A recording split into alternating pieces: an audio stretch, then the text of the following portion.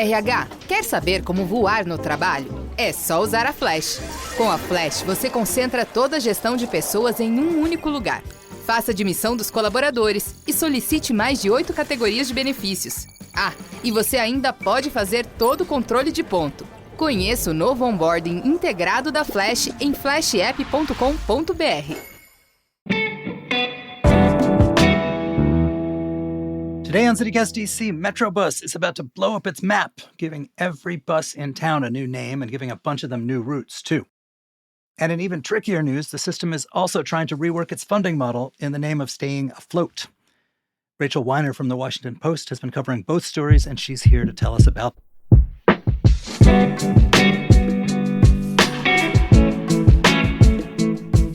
Today is Thursday, November 14th. I'm Michael Schaefer, and here's what DC is talking about.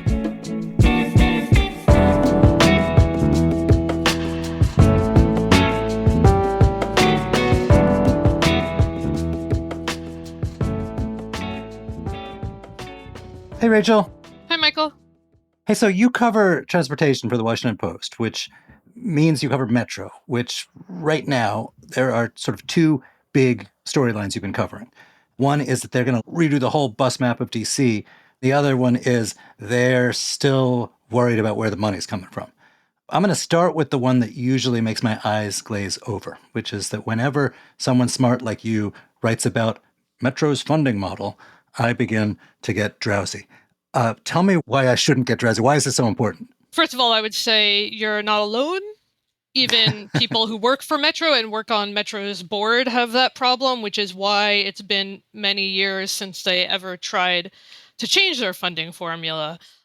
It's important because the only way Metro works is if DC, Maryland, and Virginia are all bought in, along with the federal government. There's always been tension between those jurisdictions over who gets how much service and what it's worth, and that makes it harder to approve funding, harder to make decisions. The basic thing, if I understand it, is that the money to operate the system comes, some of it comes from your fares, and then some of it comes from money that it's kicked in by Uncle Sam, by the DC government, by Maryland, and by Virginia. So where is the problem? It's not on the fare side, I don't think. No, the problem was basically that under the old model, it cost more the more people you had riding. The theory was fares never have and never will cover the cost of maintaining a transit network. The more you're using it, the more you should pay for it. The flip side of that was that it meant that it was basically a disincentive to get more people to use the service, which creates kind of this perverse incentive where, actually you save money if fewer people are riding, which doesn't make sense. So now, to the extent that a jurisdiction gets paid ridership, which is an important qualifier, that will come out of their share of Metro costs. So then you get to say, okay, yeah, let's think of ways to get more people to be using Metro Rail, Metro Bus, and pay for it, then we have to pay less. So that's the change they're trying to do. Instead of it just being like the taxpayers of DC, Maryland, Virginia, and the United States all write checks, it's that, at least for the localities, your check from the government will be smaller if more of your citizens are taking it. Yeah, that's part of it. The other part of it, the dollar amount comes out the same, so it might not seem important from the outside, but it balances things in a way that gets rid of some contention. Basically, Virginia will pay less for bus because they get very little Metrobus. They'll pay a little bit more than for rail because they get a lot of rail. So it just moves around burden in a way that doesn't change the top line number, but makes each of the jurisdictions feel like they're actually paying for what they're getting, if that makes sense. So the big difference, as I understand it, between this metro system and other public transit systems in this country is that somewhere else there might be like a dedicated tax that you pay, and it goes into this transit agency. In this area, these governments sort of have to decide of their own goodwill to apportion the money, and they have to do that every year at some regular interval, and politics gets in the way. Yeah, totally. And it's a huge problem. And that's something Metro has been working really hard to change. They've got this sort of coalition of local leaders together that's been meeting this fall and will keep meeting probably through next year at least to come up with some dedicated funding and say, we can't keep working like this. It makes it really hard to borrow money, which is how a lot of transit is funded, because you can't get a loan if you don't know how much money you'll have in a year, right? So if they could just say, this is how much money we get, that would make it a lot easier for them to borrow money. The hope is that everyone can agree. It might not be the same in each place, but basically each jurisdiction would come up with, some kind of tax, whether it's a sales tax, whether it's a land use tax, whether it's, different payments for road use, which is a big deal now because electric vehicles have made the gas tax a lot less lucrative. Something that will give a dedicated funding stream to Metro. One thing that, look, I'm as geeky and pro-transit a person as you'll find. But one thing that even sticks in my craw when Metro talks about its financial challenges is I see your story about how 70% of bus riders don't pay a fare. When I get on the bus and I, swipe my phone and I'm paying, I get so pissed off at the idea that someone else is stealing this thing that I'm getting. And I know that, as you've said, fares are not the bulk of the budget and stuff, but I have to imagine when they go tin cupping around to the legislators in Maryland or Virginia, some of whom are very anti-transit, that this is not a good look, that this is a bullet point against them. What are they doing to change that? Leaders in Virginia are exercised about that in particular, because I think fare evasion on bus in Virginia is lower, although there's also, like I said, fewer people taking Metrobus in Virginia, and both Loudoun County and Alexandria have made their local buses free. So I think the response from DC and some politicians in Maryland is like, look, all these places have made their buses free because they've recognized that the average bus customer is extremely low income. To try to enforce fare evasion on buses when there's thousands of them, at any given time, is difficult and possibly more expensive than it's worth. You just get diminishing returns, right? In terms of how putting cops on every bus would cost way more than you would ever get back in fares. If you stop to enforce fare evasion, that makes everyone else on the bus unhappy. It's not like a train where you can just not let someone into the station. You've got to stop the bus, and no one likes that. So it's difficult. They are doing more of what they call turnarounds, where there's a police officer at the bus, and if people aren't prepared to pay, they tell them they can't get on, and it's hard to count those numbers because they never got on the bus. They might see the officer and walk away.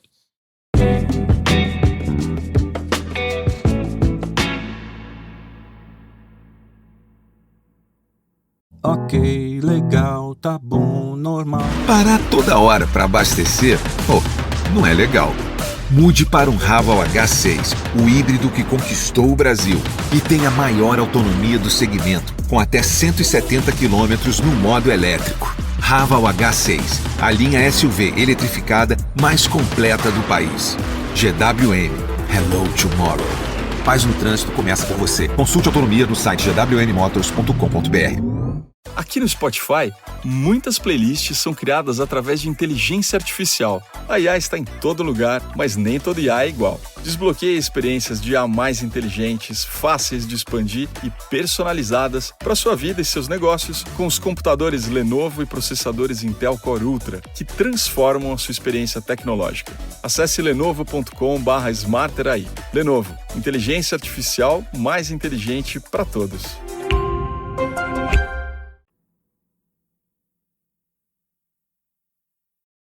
So it sounds like what you're saying is that the greatest minds in Metro think this is an insolvable problem, and that there was a norm until not very long ago that people paid for the bus. And that norm, maybe it was during COVID, has really diminished.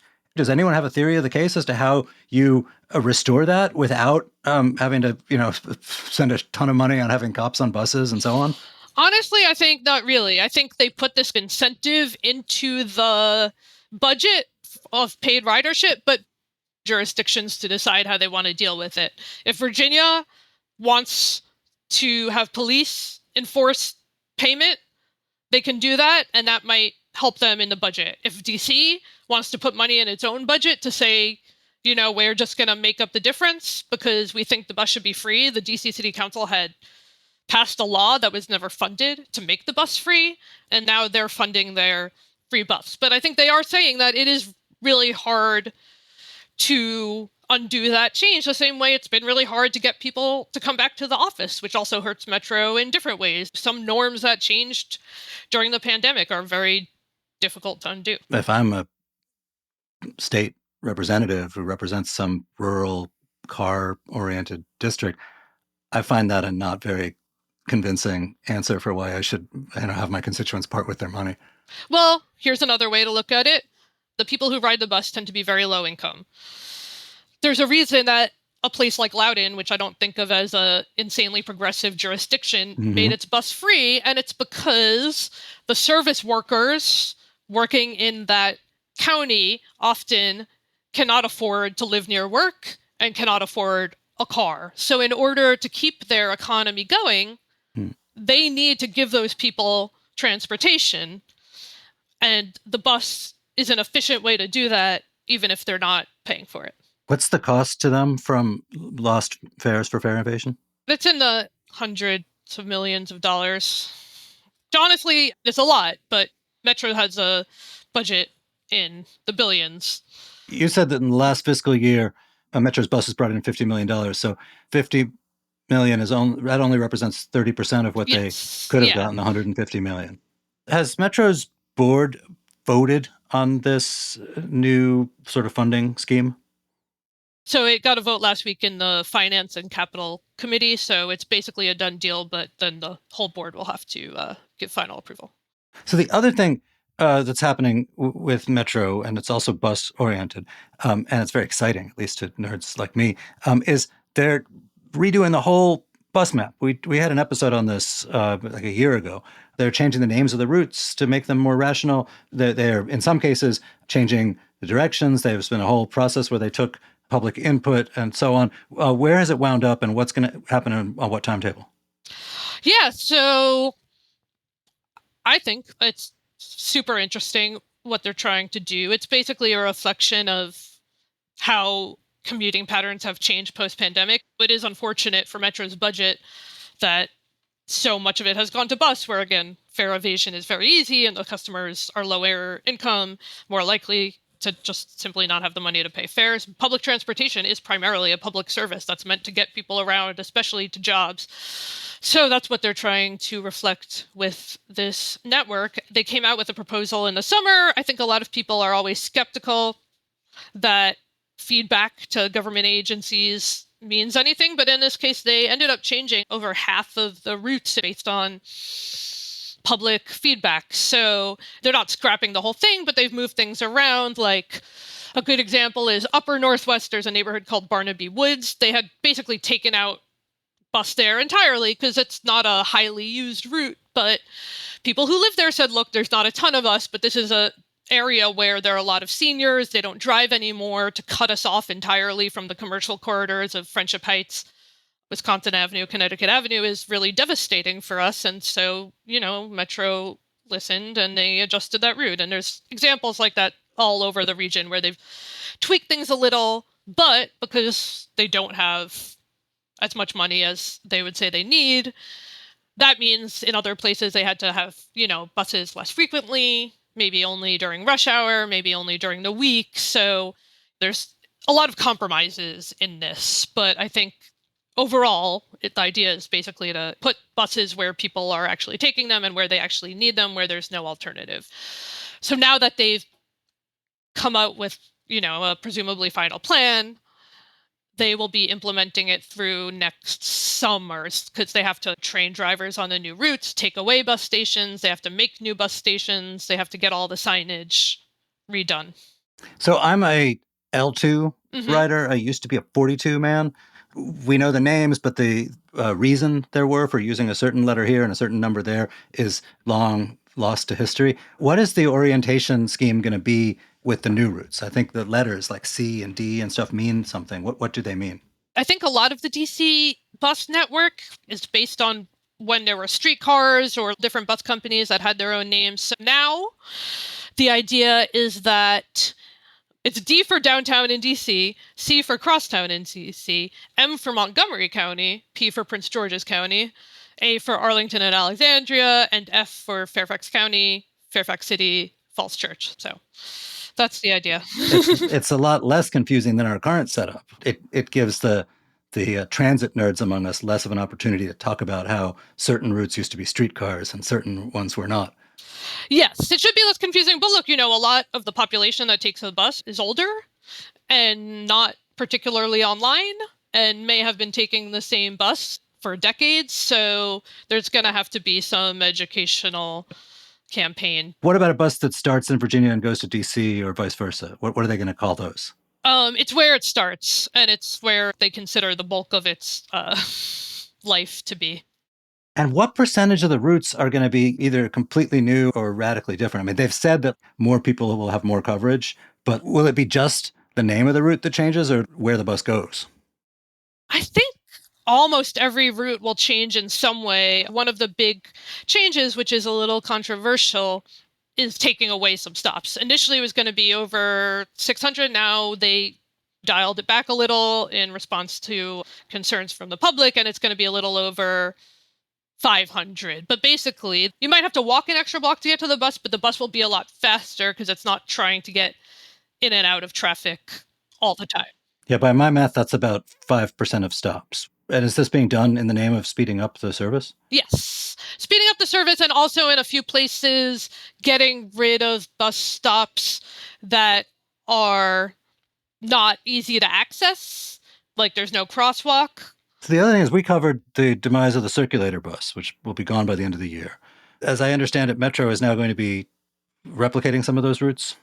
Metro always likes to say the circulator is not their bus, and the circulator has not been folded into Metro. The circulator was a DC government project, but DC gave Metro about $10 million to cover some of the circulator routes that were most popular. The main ones are going to be Union Station to K Street and downtown to Georgetown, routes that were heavily used. Basically, they are not going to replace the National Mall. They're not going to replace some of the East of the River routes. They are adjusting bus service a little to get more coverage in the Woodley Park, Mount Pleasant area, but that's it. So taking out your crystal ball, where do you think it's going to be on the money issue in a year? I feel like everything changed with the presidential election. I'm sure they were prepared for that possibility. Part of why they wanted to get a lot of this done this year is to have it done before a potential Trump administration. They've worked out their budget formula. They signed a new multi-year union contract. They are going ahead with this bus network. Throughout the conversation about the bus, they've said, really, we need this bus network to have about 35% more funding for it to go everywhere we think it should go, to get people to the airport 24 hours a day, for example. I think the understanding is it's going to be pretty hard to get money out of the Trump administration for public transit in DC. The bulk of the funding is local. The federal government does kick in about $150 million a year for Metro, and Metro would like that money to be indexed to inflation, as it's not currently right now. That might be a hard sell, and it's possible that some Republicans will want to take that funding out altogether. The logic of that funding from the federal government was that Metro was intended to be workforce transportation for their federal workforce. But if they are serious about moving chunks of that federal workforce to other time zones, there's probably less reason for it. Yeah, so that's a huge question, right? If they move a ton of federal workers to Kentucky or Iowa or wherever, that would be devastating for Metro. 1 in 5 riders is a federal employee right now, which is half what it was pre-COVID. But that doesn't fully account for their importance to the system, because they're also generally the highest paying riders. They tend to be coming in from further away suburbs on rail, which is more expensive, and their smart trips are subsidized by the federal government. That's sort of a passive, kind of quieter income stream from the federal government to Metro. They're not buying it themselves, so they tend to buy the most expensive pass. On the flip side, if federal workers who remain in DC are forced to go into the office 5 days a week, which is something, the Biden administration wasn't interested in, that the Trump administration might be. Conversely, that might be good for Metro. And I think Metro's general manager, Randy Clark, a very good salesman for Metro, will probably do his best to sell Donald Trump and the Trump administration on the importance of Metro for congressional staffers, for the Defense Department, as, a national security service as much as anything else. Rachel, thank you so much for being here. Of course. Thanks for having me.